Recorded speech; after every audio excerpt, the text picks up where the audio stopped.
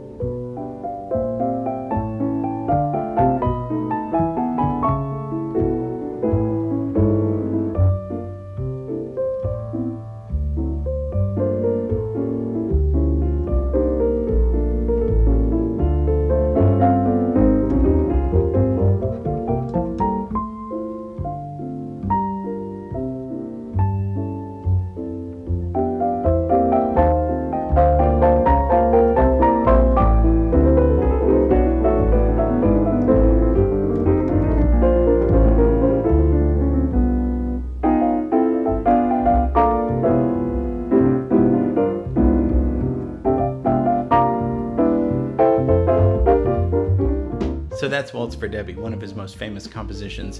Personally, one of my favorite songs of all time. So before we look at it, let's look at what he's doing harmonically. Okay, so Bill Evans, he sort of got rid of this functional harmony, and by that I mean he used chords for color and timbre rather than building chords by thirds. And so we'll look at this. And so his way of playing is like we talked about, very sensitive and introspective. So he's looking for colors rather than just playing block chords, because he's such a lyrical player. And so what he's doing is he's sort of, okay, so we know what a root is. A root is, we're playing this song in the key of C. We're going to play this song in the key of F. The root would be F. And if we're playing the song in C, the root would be C. So let's just take a C chord. C, E, G. That's a C chord, right? So he's omitting the root. Something that sounds so simple, but it's going to create a whole new color. So instead of C, E, G, in the left hand, let's just say he's going to play E, G, C. So that's an inversion. We call an inversion where the root is not on the left hand. So it's not starting with a C. Even though it's a C chord, it's not starting with a C. It's starting with a third. So that's first inversion. We won't go too deep into this, but I just want to show you that a lot of his chord structures, chord playing, is that he's not playing. Usually when we sit down at the piano, if you tell me to play a C chord, I'm going to do C, E, G. Well, he's not going to start there. He's going to start with maybe E, G, C, or maybe G, C, E. He's going to start with something else. So automatically that creates a different sound, a different color. It's still a C chord, but it's a different color C chord. Now, this is nothing new at all in classical music. They've been doing this for hundreds of years. But like we said, he took a lot of classical elements and brought it into jazz. So in jazz music, it wasn't really like that yet. It is now, of course. But with Dixieland and swing and even bebop, they're using root chords a lot of the time. So if the chord changes are a C chord to an F chord, they're usually going to be playing a C root and an F root, the bass and piano, usually. With Bill Evans, he's getting rid of that. He's using influences like Debussy and Ravel, where they are based, they've, for hundreds of years, classical musicians, composers have been using this structure. So that's nothing new, but it's new in the realm of jazz. And Bill Evans is bringing this into jazz in the 50s. So Bill Evans is revoicing the piano. Usually, even pianists like Bud Powell, they play the root, the third, the fifth, the seventh, the ninth. He's revoicing all of these chords to get different colors. That's why it sounds... The sound of his chords is truly unique. And we hear that now. But again, in the 50s, people weren't playing with that kind of color. So if we look just even at the first measure of Waltz for Debbie, we see that it could be an A minor 7 chord. It could be an F major 7 with the third in the left hand, and that third of an F major would be the A. So he's starting with an A. So already there's some ambiguity there in the sense of it's not traditional, right? If you have an A major, A minor 7, you're going to be playing, the A is going to be in the root in the left hand. Well, already, just from the first measure, there's some ambiguity. There's some, which is bringing a different color to it. And then if we look at like measure 5, he's starting in the left hand, this downward chromatic descension, where and that is hard to do where it's not going to sound dissonant. It's sounding consonant, but it's a way that Stravinsky was writing, where he would use chromaticism, and that's half tone by half tone by half step, and make it sound harmonically pleasing and not dissonant, not too dissonant, rather. Unusual, where it's like, wait, I've never heard that chord spelled that way, but it's working. So he's already using these classical elements, chromaticism from Stravinsky, with the G, the F sharp, the F natural, the E flat, the D flat. He's going down chromatically, but still sounding harmonically pleasing, still sounding consonant, still sounding beautiful. And a year later, after Waltz for Debbie, he comes out with another song composition, the second one we're going to be looking at, called Peace Piece. This is 1958, and here we really hear elements of classical music, particularly Chopin's Berceuse. Berceuse is a lullaby. Listen to Chopin for just a second.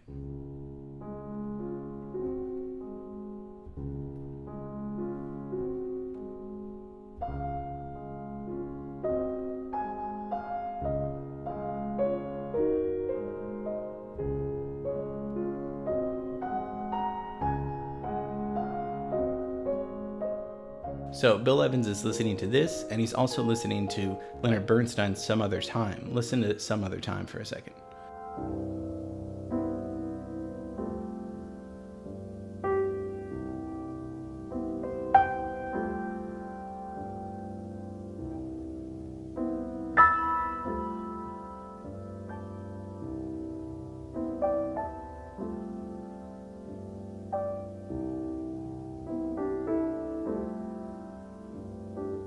Okay, now let's listen to Bill Evans' Peace Piece.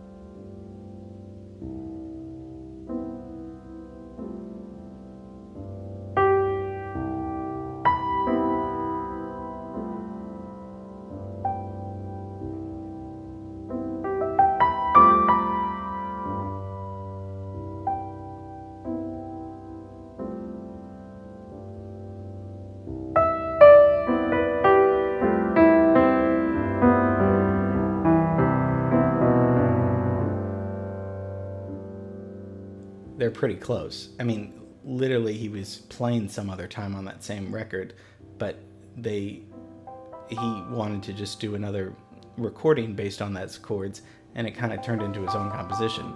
And so here we hear the influence of Leonard Bernstein, who's a classical jazz composer, and Chopin, who's a classical composer, written 100 years before this. And what Bill Evans is doing, besides creating something really beautiful, he's using an ostinato, and that's a motif or phrase that's repeating. So in the left hand, he's repeating those same two chords, right? And that's setting up kind of a rhythm. An ostinato, Steve Reich would be using this 20 years later with minimalism.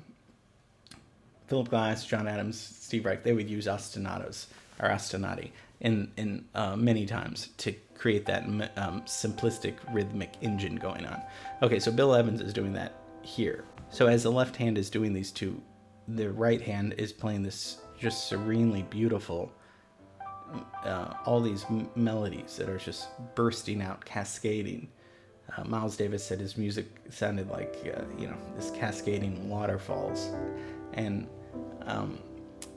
there's trills, and there's grace notes, and there's all these ornamentations on the right hand where it's sounding so soothing and so like a lullaby almost. This is one of his most famous songs of all time. And he never played it except once before he died, because he thought it was just kind of what he did in the studio was all he could say about it. And we'll end with a quote. He said, "Everything I've learned with feeling being the generating force." And isn't that what we try to do, especially us artists or people in the arts? If there's no feeling, then it's not worth it.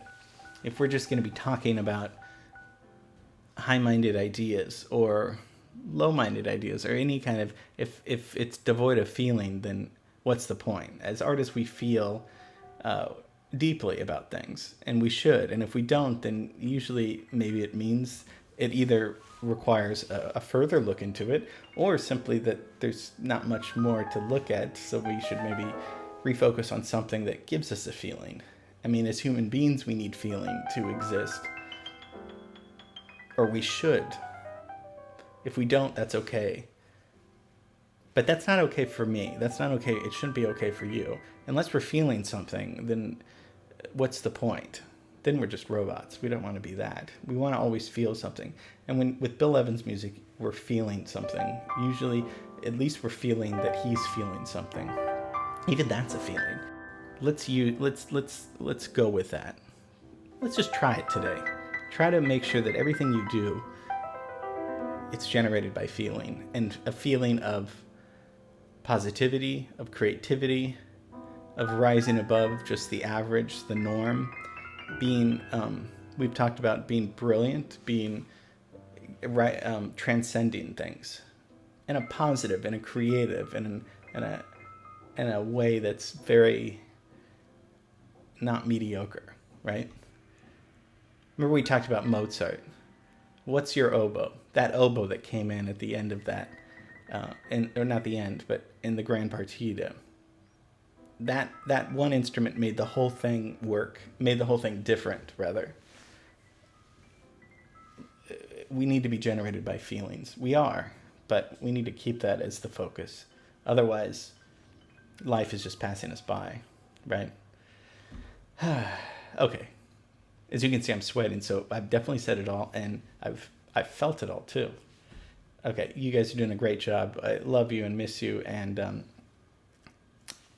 tomorrow, of course, we're going to be doing something different. So this was good work we did. Okay, have a great rest of the day.